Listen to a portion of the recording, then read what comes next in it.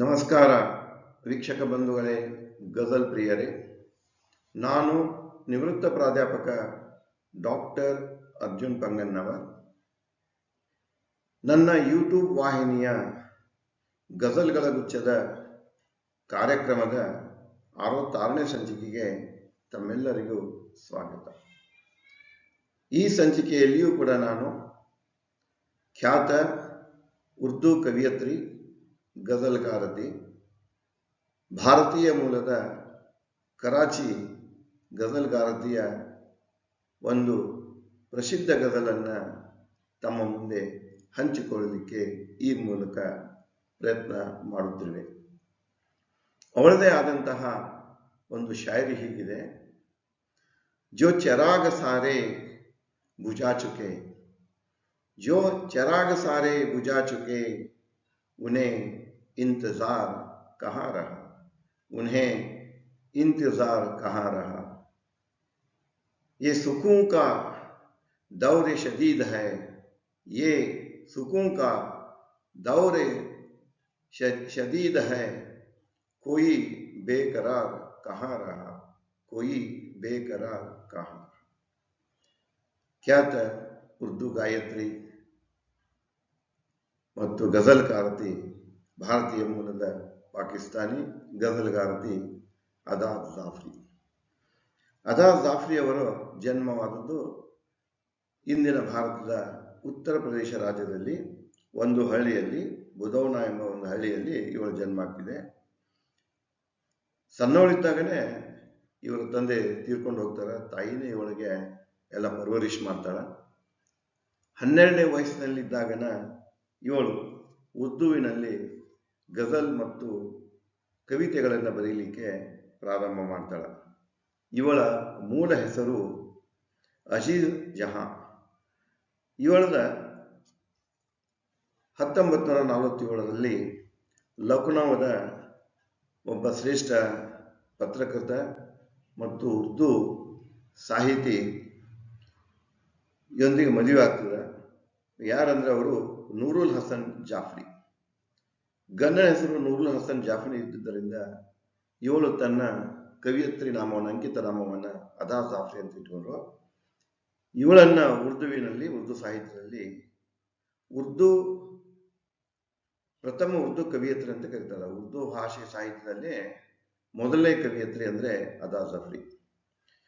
ಒಂದು 1947 ಮದುವೆ ಆಗ್ತಿದೆ. ನಂತರ ಇಲ್ಲಿಂದ ಗಂಡನ ಜೊತೆಗೆ ಅವರು ಅದೇ ವೇಳೆಯಲ್ಲಿ ಪಾರ್ಟಿಷನ್ ಆದಾಗ ಅವರು ಪಾಕಿಸ್ತಾನಕ್ಕೆ ಹೋಗ್ತಾರೆ. ಅಲ್ಲಿ ಕರಾಚಿಯಲ್ಲಿ ಇರ್ತಾರೆ. ಇವಳು ಹುಟ್ಟಿದ್ದು 1924ರಲ್ಲಿ. ಕರಾಚಿಯಲ್ಲಿ ಇವಳ ಮರಣ ಹೊಂದಿದ್ದು 2015ರಲ್ಲಿ. ಸುಮಾರು 90 ವರ್ಷಗಳ ಕಾಲ ಬದುಕಿದ್ದು ಮತ್ತು ಈ ಒಂದು ಉರ್ದು ಸಾಹಿತ್ಯಕ್ಕೆ ಸಾಕಷ್ಟು ಕೊಡುಗೆಯನ್ನು ಕೊಟ್ಟಿದ್ದಾರೆ. ಅದು ಗಜಲ್ ರೂಪದಲ್ಲಿನೂ ಇದೆ, ಉರ್ದುವಿನಲ್ಲಿ ಹೈಕುಗಳನ್ನು ಬರುತ್ತಾರೆ ಮತ್ತು ನಜ್ಮಗಳ ರೂಪದಲ್ಲಿದೆ. ಅದಕ್ಕೆ ಪಾಕಿಸ್ತಾನ ಸರ್ಕಾರ ಇವರ ಒಂದು ಕೊಡುಗೆಯನ್ನು ನೋಡಿ ಅವಳಿಗೆ ಪ್ರೈಡ್ ಆಫ್ ಪರ್ಫಾರ್ಮೆನ್ಸ್ ಅಂತ ಹೇಳಿ ಒಂದು ಪ್ರಶಸ್ತಿಯನ್ನು ಕೂಡ ಪ್ರದಾನ ಮಾಡ್ತಿದೆ. ಅವಳದೇ ಒಂದು ಉತ್ತಮ ಗಜಲನ್ನು ಈ ಮೂಲಕ ನಾನು ತಮ್ಮೊಂದಿಗೆ ಹಂಚಿಕೊಳ್ಳಲಿಕ್ಕೆ ಪ್ರಯತ್ನ ಮಾಡ್ತಾ ಇದ್ದೇನೆ ಮತ್ತು ನನಗೆ ಆದಷ್ಟು ಮಟ್ಟಿಗೆ ಅವಳ ಈ ಒಂದು ಉರ್ದು ಗಜಲದ ಕನ್ನಡ ಭಾವಾಂತರವನ್ನು ಮಾಡಿ ತಮ್ಮೊಂದಿಗೆ ಹಂಚಿಕೊಳ್ತಾ ಇದ್ದೇನೆ. ಅದರೊಂದಿಗೆ ನನ್ನದೇ ಆದಂತಹ ಕನ್ನಡ ಗಜಲ್, ಅದೇ ಭಾವನೆಗಳನ್ನು ತಂದು ತಮ್ಮೊಂದಿಗೆ ಹಂಚಿಕೊಳ್ಳಲಿರುವ ಗಜಲನ್ನು ಕೂಡ ನಾನು ತಮ್ಮ ಮುಂದೆ ಇಡುವೆ.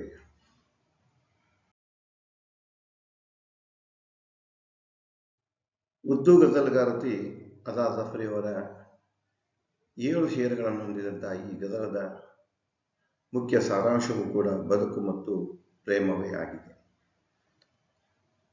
ಅದರ ಮುಖ್ಯ ಸಾರಾಂಶ ಹೀಗಿದೆ: ಬದುಕು ಬೇಕೆಂಬ ದಾರಿಯು ಸಿಕ್ಕಾಗ, ಬದುಕು ಬೇಕೆಂಬ ದಾರಿಯು ಸಿಕ್ಕಾಗ ಕಲ್ಲಿನಂತಹ ವಚನ ನಿಷ್ಠೆಯೂ ಸಿಗುವುದು. ಸಂತೋಷಗಳು ಅರಳುವಾಗಲೇ ಬಿರುಗಾಳಿಗಳ ಹೊಡೆತ ಸಹಿಸಬೇಕಾದೀತು. ಪ್ರೀತಮಳು ಹೇಳದಿದ್ದರೂ ಅವಳನ್ನು ಕಥೆಯ ರೂಪದಲ್ಲಿ ಪ್ರೀತಮನು ಅಮರಗೊಳಿಸುವನು. ಜನರು ಪ್ರೇಮದ ವಿರುದ್ಧ ನಿರ್ದಯಿಗಳಾಗಿರದಿದ್ದರೆ ಪ್ರೇಮ ಭ್ರಮೆ ಮನಸ್ಸಿನಲ್ಲಿ ಬೇರೂರುತ್ತಿತ್ತು. ಪ್ರೇಮದಲ್ಲಿ ಸೋಲುಂಟಾದಾಗ ಪ್ರೇಮ ಮತ್ತು ಪ್ರೇಮ ಮೂರ್ತಿಗೆ ಪ್ರಾರ್ಥನೆ ಸಲ್ಲಿಸುವುದನ್ನು ನಿಲ್ಲಿಸಿದರೂ ಆ ಸಮಯವನ್ನು ನಿಲ್ಲಿಸಲಾಗುವುದಿಲ್ಲ. ಹೃದಯ ರಕ್ತದಲ್ಲಿ ಅದ್ದಿದ ಲೇಖನಿ ಇದ್ದರೂ ಏನೂ ಬರೆಯಲಾಗಲಿಲ್ಲ. ಮನಸ್ಸಿನಲ್ಲಿ ಇದ್ದ ಚಿತ್ತಾರವೇ ಕಣ್ಣುಗಳಿಂದ ಬಿಡಿಸಿದ ಚಿತ್ತಾರವಾಯಿತು. ಹೃದಯ ಪಡೆದಿದ್ದು ಕಂಗಳು ಪಡೆಯಲಿಲ್ಲ. ಅಜಾ ಜಾಫ್ರಿ ಅವರ ಗಜಲದ ಮೊದಲನೇ ಸೇರ್ ಮತ್ತಲಾಗಿ ಹೇಳ್ತಿದೆ. घर का रास्ता भी मिला था शायद, घर का रास्ता भी मिला था शायद, राह में संग वफा था, राह में संग वफा था शायद, संग वफा था शायद. ಇಲ್ಲಿ ಮಿಲಾತ ವಫಾತ ಇದು ಕಾಫಿ ಆಗಿದೆ, ಶಾಯದ್ ಇದು ರದೀಫ್ ಆಗಿದೆ. ಅದೇ ಭಾವನೆಗಳನ್ನು ಕನ್ನಡದಲ್ಲಿ ಬಹುಶಃ ನನಗೆ ಮನೆ ದಾರಿಯೂ ಸಿಕ್ಕಿತ್ತು, ಬಹುಶಃ ನನಗೆ ಮನೆ ದಾರಿಯೂ ಸಿಕ್ಕಿತ್ತು, ಬಹುಶಃ ದಾರ್ಯಾಗ ವಚನ ನಿಷ್ಠೆಯ ಕಲ್ಲು ಇತ್ತು, ಬಹುಶಃ ದಾರ್ಯಾಗ ವಚನ ನಿಷ್ಠೆಯ ಕಲ್ಲು ಇತ್ತು. ದಾರಿಯು ಕಲ್ಲು ಇವು ಕಾಫಿಯಾಗಿವೆ, ಸಿಕ್ಕಿತ್ತು ಇತ್ತಿರುವುದು ರದೀಫ್ ಆಗಿದೆ. ಗಜಲದ ಎರಡನೇ ಸೇರ್ इस खदर तेज हवा के झोंके, इस खदर तेज हवा के झोंके, शाख पर फूल खिलाता शायद, शाख पर फूल खिलाता शायद. ಅದೇ ಭಾವನೆಗಳನ್ನು ಕನ್ನಡದಲ್ಲಿ ಈ ತರಹದ ರಭಸದ ಗಾಳಿಯ ಹೊಡೆತ, ಈ ತರಹದ ರಭಸದ ಗಾಳಿಯ ಹೊಡೆತ ಬಹುಶಃ ಟೊಂಗೆಯ ಮೇಲೆ ಹೂವವು ಅರಳಿತ್ತು, ಬಹುಶಃ ಟೊಂಗೆಯ ಮೇಲೆ ಹೂವವು ಅರಳಿತ್ತು.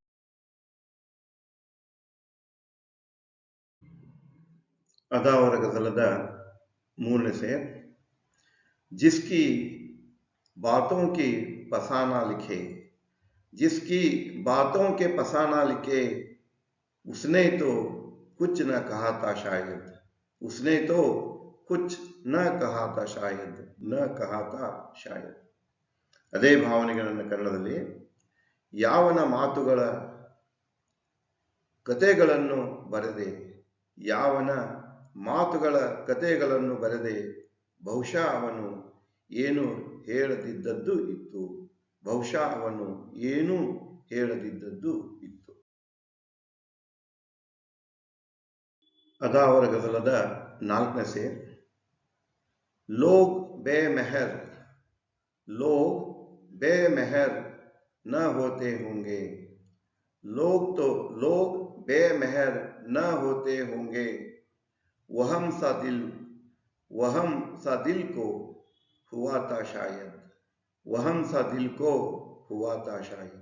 ಕನ್ನಡದಲ್ಲಿ ಜನರು ನಿರ್ದಯಿಗಳು ಆಗದೇ ಇದ್ದಿದ್ದರೆ, ಜನರು ನಿರ್ದಯಿಗಳು ಆಗದೇ ಇದ್ದಿದ್ದರೆ ಬಹುಶಃ ಮನಸ್ಸಿಗೆ ಅದರ ಭ್ರಮೆಯೂ ಇತ್ತು, ಬಹುಶಃ ಮನಸ್ಸಿಗೆ ಅದರ ಭ್ರಮೆಯೂ.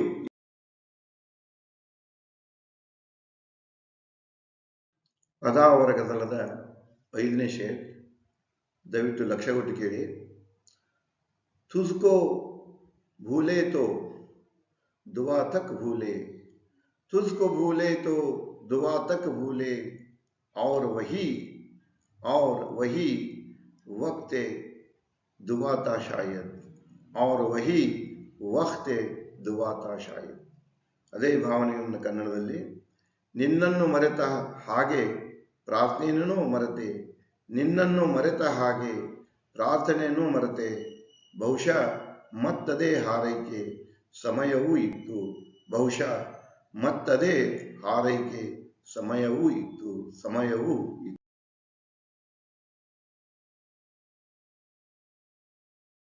ಅದಾವರ ಗಜಲದ ಆರನೇ ಸೇರ್ ಹೂನೆ ದಿಲ್ ಮೇ ತೋ डुबोया था कलम, हू ने दिल में तो डुबोया था कलम, और फिर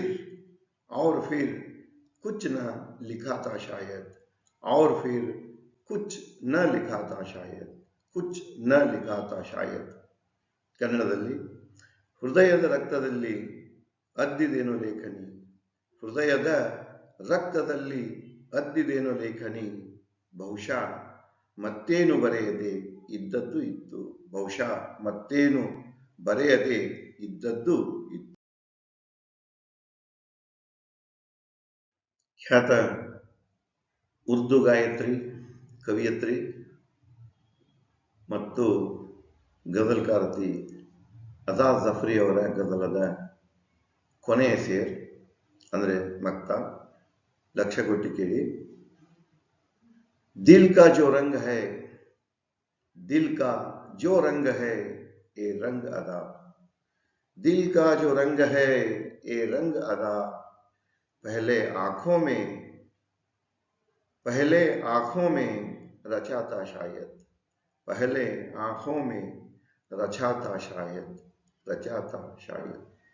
ಅದೇ ಭಾವನೆಗಳನ್ನ ಕನ್ನಡದಲ್ಲಿ ಮನಸ್ಸಿನ ಬಣ್ಣ ಏನಿದೆ, ಮನಸ್ಸಿನ ಬಣ್ಣ ಏನಿದೆ ಅದೇ ಬಣ್ಣ ಅದ, ಮನಸ್ಸಿನ ಬಣ್ಣ ಏನಿದೆ ಅದೇ ಬಣ್ಣ ಅದ, ಬಹುಶಃ ಮೊದಲು ಕಣ್ಣಲ್ಲಿ ರಚಿಸಿದ್ದು ಇತ್ತು, ಬಹುಶಃ ಮೊದಲು ಕಣ್ಣಲ್ಲಿ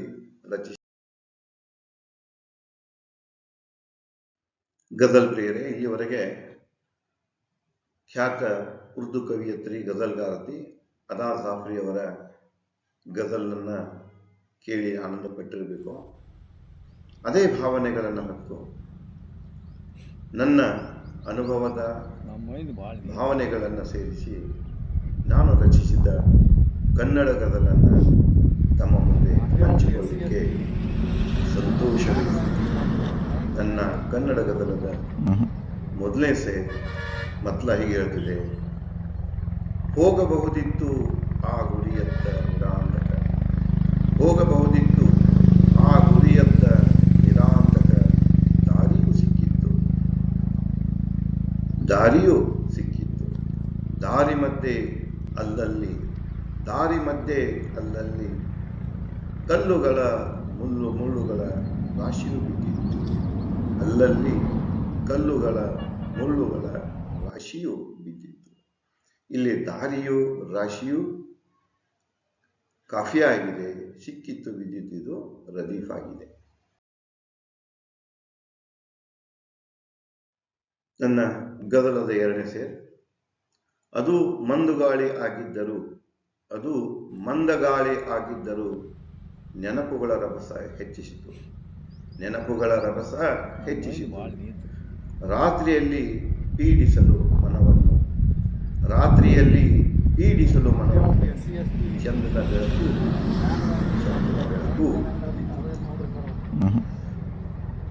ಮೂರನೇ ಶೇರ್ ಹೀಗಿದೆ ಗಜಲದ.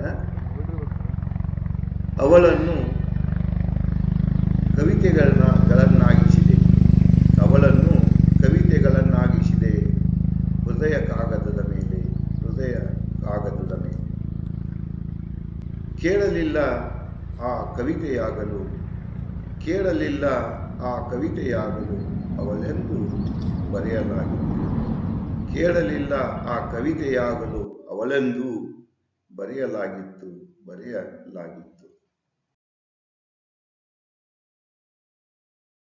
ನನ್ನ ಕನ್ನಡ ಗಜಲದ ನಾಲ್ಕನೇ ಸೇರ್. ನಿರ್ದಯಿ ಈ ಲೋಕ ಪರಂಪರೆ, ನಿರ್ದಯಿ ಈ ಲೋಕ ಪರಂಪರೆ, ಅದು ಪ್ರೇಮದ ಅಡೆತಡೆಗಳು, ಅದು ಪ್ರೇಮದ ಅಡೆತಡೆಗಳು. ಆತ್ಮಗಳು ಒಂದಾದರೂ ಅಗಲಿಕೆಯನ್ನು ದೈವವೂ ಬರೆದಿತ್ತು, ಅಗಲಿಕೆಯನ್ನು ದೈವವೂ ಗಜಲದ ಐದನೇ ಸೇರ್. ನಮ್ಮ ಪ್ರೇಮದ ಕವನವು, ನಮ್ಮ ಪ್ರೇಮದ ಕವನವು ಕೆಲವೇ ಪಂಕ್ತಿಗಳದ್ದು ಭಾವಸ್ವರ, ಕೆಲವೇ ಪಂಕ್ತಿಗಳದ್ದು ಭಾವಸ್ವರ. ಅದು ತನ್ನದೇ ರಾಗದಲ್ಲಿ ಮನಭಾವ ಬಂಧನವು ಹೆಣದಿತ್ತು, ಮನಭಾವ ಬಂಧನವೂ ಹೆಣದಿತ್ತು, ಬಂಧನವೂ ಹೆಣದಿತ್ತು. ನನ್ನ ಕನ್ನಡ ಗಜಲದ 6ನೇ ಸೇರ್. ಕಣ್ಣೀರು ಮಸಿಯಾಯಿತು, ಮನಭಾವನೆಗಳು ಶಬ್ದಗಳಾದವು. ಕಣ್ಣೀರು ಮಸಿಯಾಯಿತು, ಮನಭಾವನೆಗಳು ಶಬ್ದಗಳಾದವು. ಮನದ ಉಸಿರು ದುಃಖದ ಬಿರುಗಾಳಿ, ಮನದ ಉಸಿರು ದುಃಖದ ಬಿರುಗಾಳಿ ಎದ್ದು ಸುಳಿಯು ತಂದಿತ್ತು. ದುಃಖದ ಬಿರುಗಾಳಿ ಎದ್ದು ಸುಳಿಯು ಬಿರುಗಾಳಿ ಗಜಲದ ಕೊನೆಯ ಸೇರ್ 7ನೇ ಸೇರ್. ಲಕ್ಷಗುಂಟೆ ಕೇಳಿ. ಎನ್ನ ಭಾವರೂಪಿ ಕವನಗಳೇ, ಎನ್ನ ಭಾವರೂಪಿ ಕವನಗಳೇ ನಮ್ಮ ಪ್ರೇಮಕ್ಕೆ ಸಾಕ್ಷಿ. ಎನ್ನ ಭಾವರೂಪಿ ಕವನಗಳೇ ನಮ್ಮ ಪ್ರೇಮಕ್ಕೆ ಸಾಕ್ಷಿ. ಅರ್ಜುನ, ಮೊದಲ ಓಲೆ ಅವಳದು, ಮೊದಲ ಓಲೆ ಅವಳದು, ಅವಳದೇ ಕೊನೆಯ ಓಲೆಯೂ ಆಗಿತ್ತು, ಅವಳದೇ ಕೊನೆ ಓಲೆಯೂ ಆಗಿತ್ತು. ಮೊದಲ ಓಲೆ ಅವಳದು, ಮೊದಲ ಓಲೆ ಅವಳದು, ಅವಳದೇ ಕೊನೆ ಓಲೆಯೂ ಆಗಿತ್ತು, ಕೊನೆ ಓಲೆಯೂ ಆಗಿತ್ತು.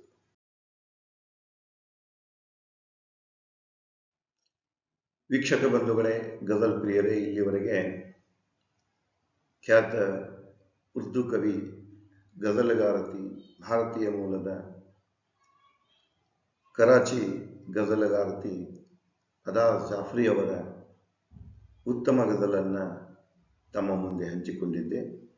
ಅದರ ಕನ್ನಡ ಭಾವಾಂತರವನ್ನು ತಮ್ಮೊಂದಿಗೆ ಹಂಚಿಕೊಂಡಿದ್ದೆ. ಅದೇ ಭಾವನೆಗಳನ್ನು ಆಧಾರವಾಗಿ ನಾನು ರಚಿಸಿದಂಥ ನನ್ನ ಭಾವನೆಗಳ ಪ್ರಧಾನತೆಯ ಮೇಲೆ ರಚಿಸಿದ ಕನ್ನಡ ಗಜಲನ್ನು ತಮ್ಮೊಂದಿಗೆ ನನಗನಿಸಿದೆ. ಈ ಗಜಲಗಳು ತಮ್ಮ ಮನವನ್ನು ಮುಟ್ಟಿರಬಹುದು, ತಟ್ಟಿರಬಹುದು, ಮನಸ್ಸಿನಲ್ಲಿ ನೆನಪಿನ ಗಾಳಿಗಳನ್ನು ಬೀಸಿರಬಹುದು, ತಮಗೆ ಮೆಚ್ಚುಗೆ ಆಗಿರುವಂಥ ನನ್ನ ಆಶೆ.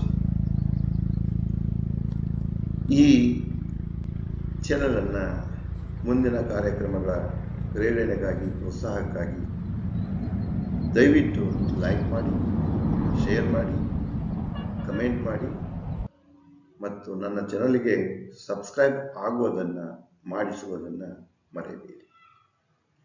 ಮುಂದಿನ ಸಂಚಿಕೆಯಲ್ಲಿ ಭಾರತೀಯ ಶ್ರೇಷ್ಠ ಲೇಖಕ, ಕವಿ, ಗಜಲ್ಕಾರ ಕೈಫೆ ಆಜ್ಮಿ ಅವರ ಗಜಲನ್ನು ತಮ್ಮೊಂದಿಗೆ ಹಂಚಿಕೊಳ್ಳುವೆ. ಅದರಂತೆ ಅದರ ಭಾವಾರ್ಥ ಮತ್ತು ನನ್ನದೇ ಆದಂತಹ ಆ ಭಾವನೆಗಳನ್ನು ಹೊತ್ತುತ್ತಿದ್ದ ಕನ್ನಡ ಗಜಲನ್ನು ಕೂಡ ನಾನು ತಮ್ಮೊಂದಿಗೆ ಹಂಚಿಕೊಳ್ಳುವೆ. ಅಲ್ಲಿವರೆಗೆ ಧನ್ಯವಾದಗಳು. ಮತ್ತೆ ಸಿಗೋಣ. ಮತ್ತೆ